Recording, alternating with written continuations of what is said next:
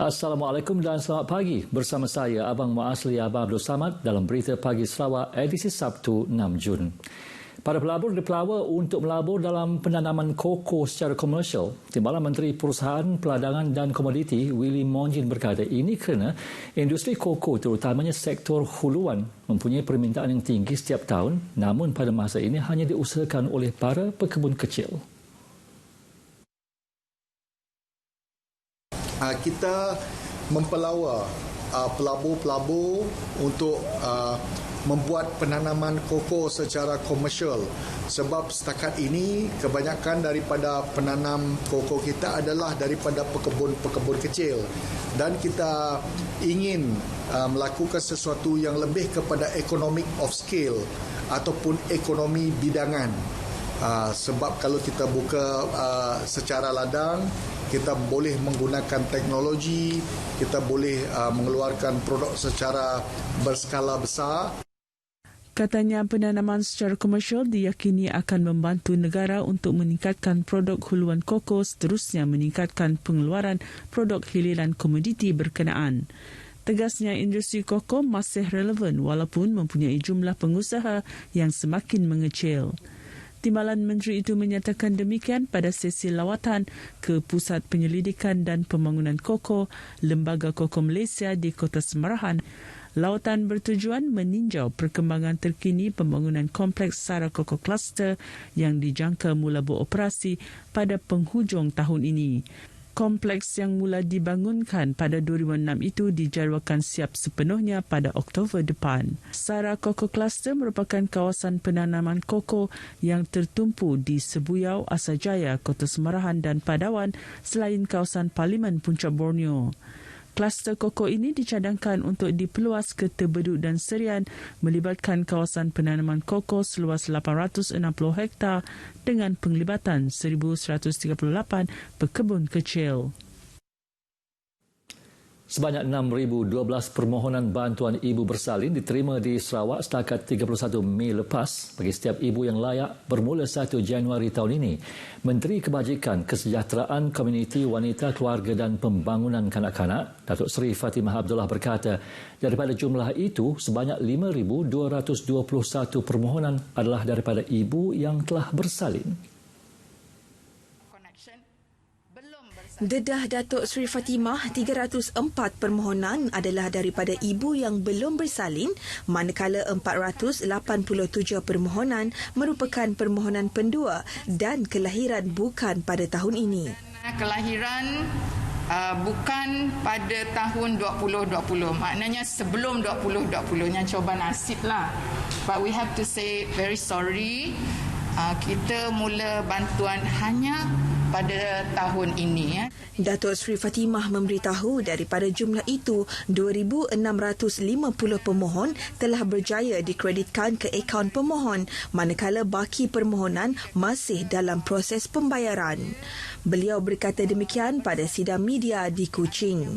Pada persidangan Dewan Undangan Negeri November lepas, Ketua Menteri Datuk Patinggi Abang Johari Tun Openg telah mengumumkan bantuan ibu bersalin berjumlah RM450 kepada setiap ibu yang melahirkan bayi bermula 1 Januari tahun ini. Ia melibatkan peruntukan berjumlah RM18 juta bagi membantu meringankan keperluan ibu selepas melahirkan bayi seperti penjagaan diri semasa berpantang. Bantuan ibu bersalin layak diberikan kepada ibu atau pasangan yang merupakan pemegang kad pengenalan berstatus K Sarawak dan kepada ibu yang melahirkan bayi di Sarawak atau luar Sarawak. Permohonan boleh dibuat apabila usia kandungan mencapai seawal 22 minggu ke atas dan 3 bulan selepas bersalin. Sarawak komited memastikan kesejahteraan penduduk di negeri ini, khususnya di perkampungan Melayu sekitar Bandaraya Kuching. Ahli Dewan Undangan Negeri Demak Laut, Dr. Hazlan Abang Hipni berkata usaha ini dapat dilihat menerusi projek penambahbaikan Rumah Miskin Sarawak PPRMS yang telah diperkenalkan sejak tahun 2018.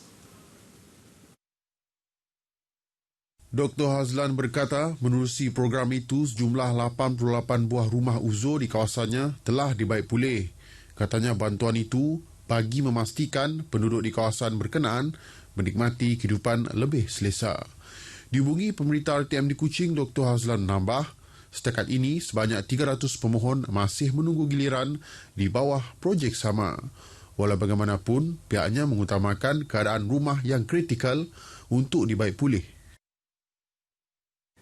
Hari Alam Sekitar Sedunia peringkat Negeri Sarawak disambut dengan kebiasaan baharu menerusi program dalam talian.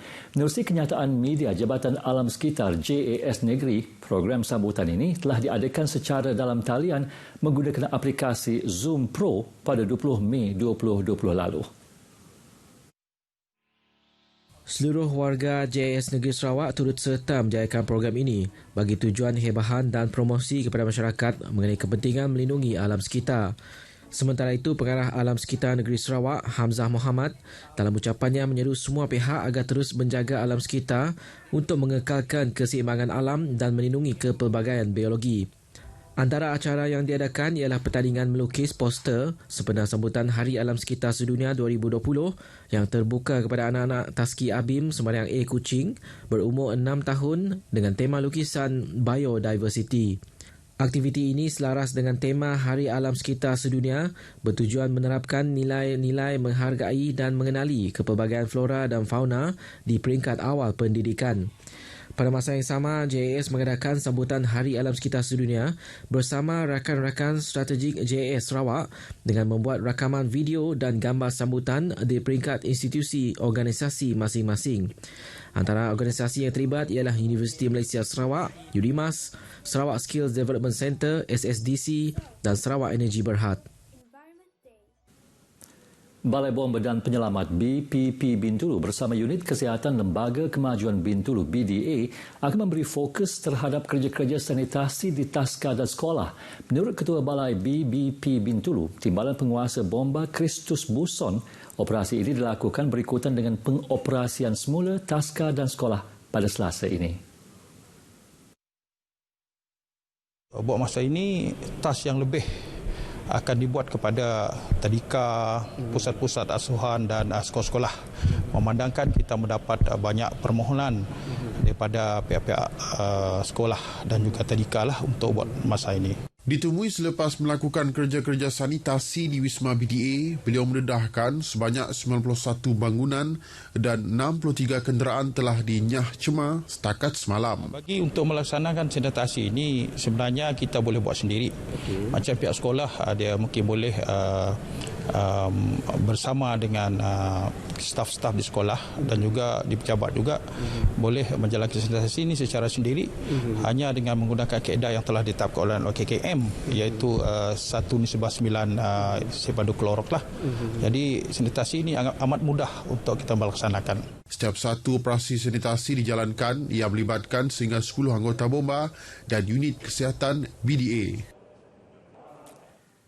Gangguan bekalan air terancang di beberapa kawasan di bahagian Bintulu akan bermula pada pukul 8 pagi ini hingga 2 petang nanti. Jabatan Bekalan Air Luar Bandar, JBAB, menerusi kenyataan media di laman rasmi Facebook memberitahu kawasan terjejas meliputi dari simpang Balai Bomba Tatau ke Sekolah Menengah Kebangsaan Tatau, keseluruhan Pekan Tatau sehingga Rumah Sulang Kelawit.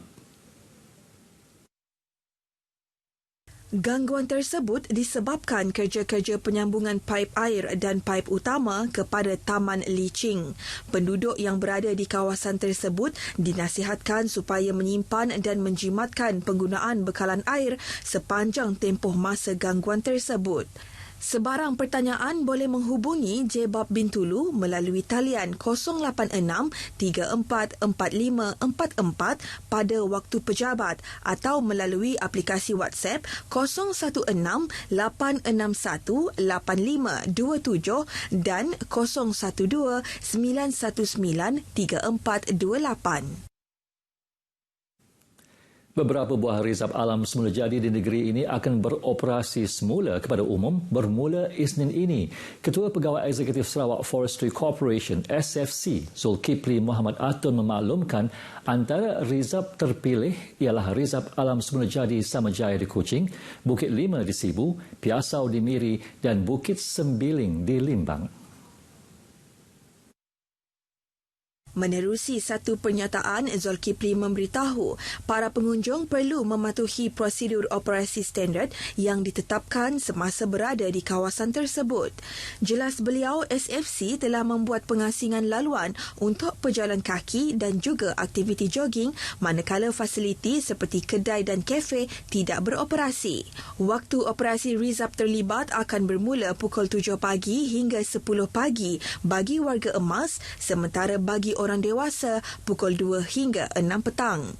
Rizab akan ditutup pada pukul 10 pagi hingga 2 petang. Kanak-kanak di bawah umur 12 tahun tidak dibenarkan masuk. Pusat Pemeriksaan Kenderaan Berkomputer Puspakom akan melanjutkan waktu operasi hingga hari Sabtu bermula pukul 9 pagi hingga 4 petang sehingga penghujung bulan ini. Menurut Menteri Pengangkutan Datuk Lee Kim Shin, langkah ini dilakukan untuk mengatasi masalah barisan panjang kenderaan yang menunggu giliran untuk pemeriksaan dilakukan.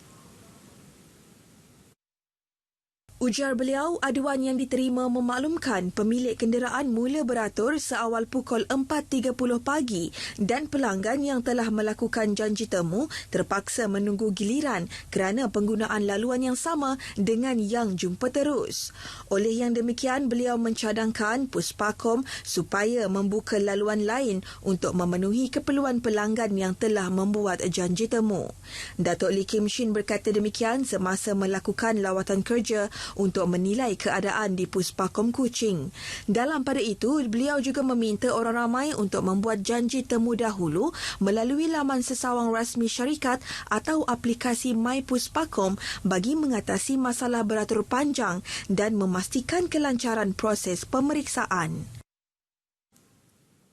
Sekian berita pagi Sarawak. Amalkan kebiasaan baharu dengan kerap membasuh tangan, pastikan penjarakan fizikal dan guna pelitup separuh muka ketika berada di kawasan umum. Elak tempat sesak, sempit dan tertutup selain tidak bersembang pada jarak dekat. Kita teguh, kita menang. Saya Abang Muazli Abang Abdul Samad. Assalamualaikum dan jumpa lagi.